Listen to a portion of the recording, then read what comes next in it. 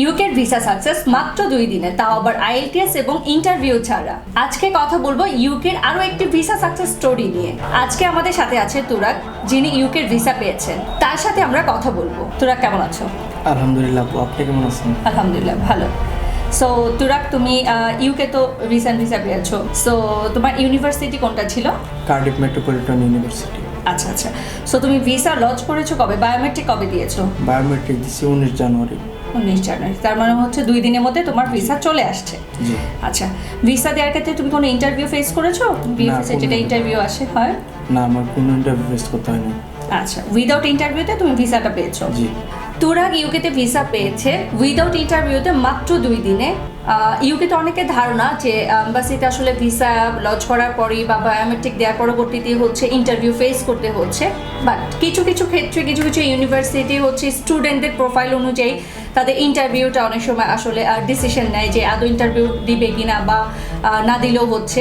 সেক্ষেত্রে তুরাগ আমাদের student without ইন্টারভিউতে এবং মাত্র 2 দিনে, যেটা আসলে মানে ইউকের জন্য অলওয়েজ রিসেন্টে যেটা খুব টাফ হয়, 2 দিন আসলে ভিসাটা আসে না, খুব সময় লাগছে এখন ইউকে ভিসা পাওয়ার ক্ষেত্রে।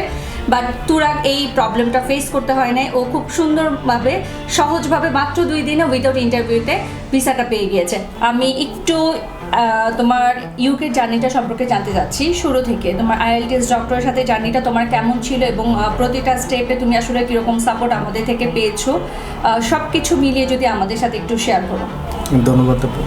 আসলে আমি আপনাদের পোস্টটা পেয়েছিলাম আমার বন্ধু, যে আপনাদের কাছ থেকে অস্ট্রেলিয়া গিয়েছিল, তার রেকমেন্ডেশনে আমি আপনাদের কাছে এসেছিলাম। তারপর আপনারা আমাকে প্রথমে ইউকের জন্য করছিলেন, তারপর আমার আপনাদের সার্ভিসটা অনেক ভালো লাগে, কারণ আপনারা সব কিছু ক্লিয়ার কাটভাবে আমাকে সম্পূর্ণ বুঝিয়ে দিয়েছিলেন এবং আমার ব্যাংক স্টেটমেন্ট থেকে শুরু করে যত যাবতীয় ডকুমেন্টস আছে সব ক্ষেত্রে আমাকে সহযোগিতা করছিলেন, যাতে যে কারণে আমার অ্যাপ্লিকেশন এবং সব কিছুতে আমার কোনো টাফ বিষয় মনে হয়নি এবং সব কিছু আমার স্মুথলি চলে। এবং আপনারা বলেছিলেন যে আমাকে বায়োমেট্রিক দেওয়ার 7 দিনের ভিতর ভিসা এনে দেবেন, এবং যেটা আপনারা রক্ষা করেছেন প্রতিশ্রুতিটা, এবং 2 দিনের ভিতর ভিসা নিতেছে। সো তোমার কাছে তো আমাদের সাথে তোমার সময়টা যেভাবে কাটলো, এক্সপিরিয়েন্সটা শুনলাম তোমার। সো তোমার কি মনে হচ্ছে, তোমার যেই সময়টা যেভাবে তুমি আসলে আমাদের সাথে থেকেছিলে বা আমাদের তরফ থেকে যে সাপোর্টটা পেয়েছিলে, সেটা কি তোমার ভিসা সাকসেস হওয়ার ক্ষেত্রে আসলে সাপোর্টিভ ছিল বা একদম পারফেক্ট ছিল? কি মনে হয় তোমার? জি, আমার মনে হয় আমার ক্ষেত্রে এটা একদম পারফেক্ট ছিল, কারণ না হলে আমার অনেক ঝামেলা যেতে হতো। সাধারণত আমার এই যে ব্যাংক স্টেটমেন্ট, এরপরে এইগুলো নিয়ে আমার অনেক ঝামেলা পোহাতে হতো। এই জন্য আপনারা এইগুলো আমাকে অনেক সাহায্য করেছিলেন এবং সব কিছুতে আমাকে হেল্প করেছিলেন, এই জন্য আমার অনেক স্মুথ হয়েছে প্রসেসটা। সো ইউকেতে যারা যেতে যাচ্ছে বা স্টাডি অ্যাব্রড নিয়ে যারা প্ল্যান করছে, সো তাদেরকে তুমি কি অ্যাডভাইস করবে? এবং আমাদের আইএলটিএস ডক্টর এডু ওয়াইড থেকে ভিসা প্রসেস করা বা এই জার্নিটা সম্পর্কে তুমি স্টুডেন্টদেরকে কি বলতে চাও তোমার তরফ থেকে? আমার মনে হয় যদি আপনারা স্মুথ প্রসেস চান, তাহলে আইএলটিএস ডক্টর এডু থেকে প্রসেস করতে পারেন, কারণ আমার জার্নিটা স্মুথ হয়েছে। আমি আশা করি আপনাদেরটাও স্মুথ হবে। আর আমি এই প্রসেসটা নেওয়ার পর আমি আমার 2জন ফ্রেন্ডকে রেকমেন্ড করি এবং ওরাও এই সার্ভিসটা নিয়েছে। তো তোমার তো হচ্ছে আইএলটিএস ছাড়াই আমরা প্রসেসটা করেছি। সো সেই ক্ষেত্রে তোমার আইএলটিএস ছাড়া তুমি যে প্রসেসটা আমরা করলাম, এখন তুমি একটু বলো তো তুমি আসলে আমরা কোন প্রসেসে গিয়েছি, উইদাউট আইএলটিএসে তোমার কিভাবে করেছি? আসলে আমার আইএলটিএস স্কোর যেটা ছিল ওটা দিয়ে আসলে ডাইরেক্ট ব্যাচেলর প্রোগ্রামে যাওয়া সম্ভব ছিল না।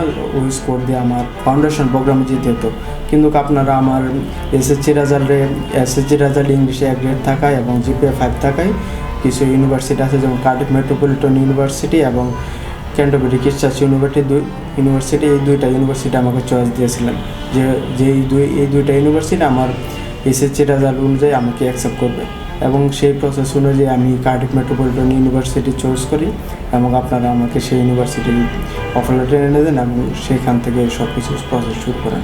সো উইদাউট আইএলটিএসে যাদের ইংলিশে স্পেশালি এইচএসসি 2023 এবং 24 এবং ইংলিশে এ গ্রেড বা ওভারঅল এ প্লাস আছে, তারা হচ্ছে উইদাউট আইএলটিএসে ইউকে স্বপ্নটা যারা দেখছেন তারা অফকোর্স অ্যাপ্লাই করতে পারবেন ব্যাচেলর প্রোগ্রামে। কারণ আমরা আমাদের স্টুডেন্ট তোর আগের কিন্তু আইএলটিএস ছাড়া ইউকেতে কার্ডিফ মেট্রোপলিটন ইউনিভার্সিটিতে ওর এ গ্রেড ইংলিশে ছিল, সেটা দিয়ে কিন্তু প্রসেস করেছি এবং আলহামদুলিল্লাহ আমরা সাকসেস হয়েছি।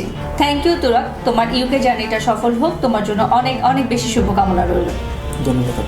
প্রিয় দর্শক, যারা আইএলটিএস করতে চাচ্ছেন এবং বিদেশে ভিসা প্রসেস নিয়ে চিন্তা করছেন এবং 2026 জুলাই ইনটেক আছে, সেপ্টেম্বর ইনটেক আছে, সো যারা অ্যাপ্লাই করতে চাচ্ছেন তারা সরাসরি ielts.edu.তে ভিজিট করুন অথবা স্ক্রলে দেওয়া নাম্বারে যোগাযোগ করুন।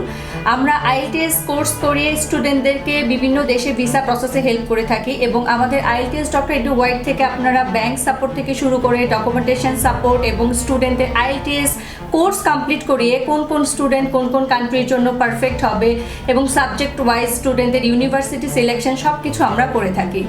সো আপনাদের আইএলটিএস এর যে কোনো ধরনের সাপোর্ট এবং স্টাডি অ্যাব্রোড নিয়ে যে কোনো ধরনের ইনফরমেশনের জন্য সরাসরি ielts.edu.তে ভিজিট করুন অথবা স্ক্রলে দেওয়া নাম্বারে যোগাযোগ করুন। ধন্যবাদ।